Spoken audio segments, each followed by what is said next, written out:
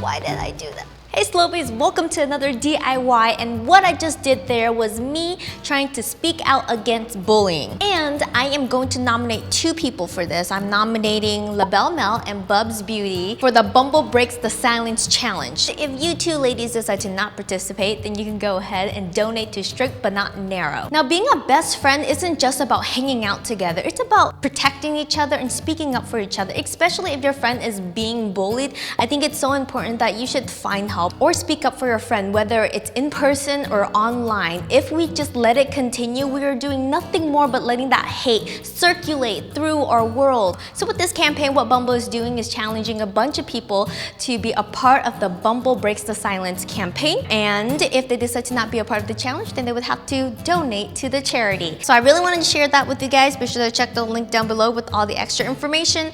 And for now, we're gonna go ahead and talk about my DIY, which is this shirt that I'm wearing right here. If you guys remember, when I first started out on YouTube, I used to do a lot of t-shirt reconstructions because I think they're fun and they're easy, and everyone has a t-shirt lying around that they probably want to transform. So we're gonna go ahead and grab our scissors and thread and let's get started. Okay, so first you obviously need a t-shirt. I got this one from Walmart and it is a size medium, and as you guys can see, this video is overdue because my hair is long and green here. Okay, taking your shirt and making sure you flatten it out, you're going to fold it in half. Then I'm gonna go ahead and just cut off the bottom so that it's a little bit more of a crop top or a little shorter, depending on how you like your shirt to look. Next, I go ahead and I cut out the neckline. Then I cut off the shoulder. Then I cut along the arm, and it's going to create a tank top shape. Now you're going to separate the back from the front, and you are going to fold the back in half and cut right down the middle of it. Moving back to the front piece, you're going to place the back piece right on top of it, right sides together, and then you're going to go ahead and sew up the sides. Once you got that nice and sewn up, you can go ahead and fold the whole thing in half and sew up the center back, leaving about, I want to say 6 inches away from the top. Okay, now you're going to go ahead and just open up that back seam and just iron it flat all the way up to the neckline.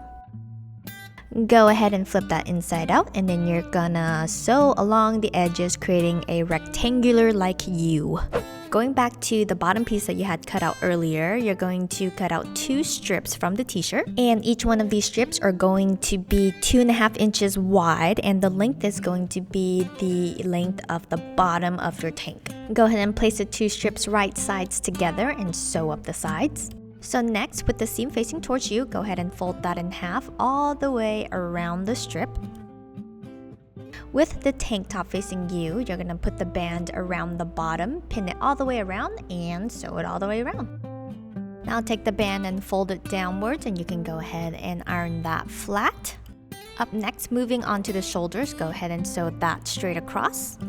Now go ahead and fold in the armholes and sew all the way around. And what I do here is I sew in a zigzag stitch formation. This way the armholes can still stretch and the thread wouldn't snap.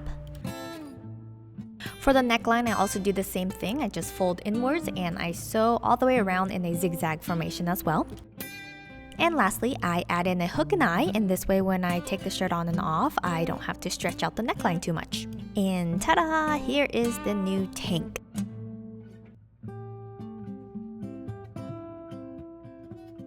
So, what do you guys think of the DIY? I hope you guys enjoyed it. I haven't been sewing in such a long time, so it's nice to sew again. And of course, if you're gonna try out this DIY, be sure to take a photo of it and send it to any one of my social networks, Twitter, Instagram, or Facebook with the hashtag SLOABN, because I would love to take a look at it. So yeah, don't be shy, go ahead and share your projects with me. But if you guys do like the video, be sure to like it down below, share it with everyone that you know, and of course, support me by subscribing to my channel, because you guys know I love that. But for now, thank you guys so much for watching my video. Remember, DIYs are on Wednesdays now and chit chats are on Saturdays, so that is my uploading schedule. So I will see you this Saturday. And you guys know what to do next. Remember to rock on, Sloabies. Love you. Mwah.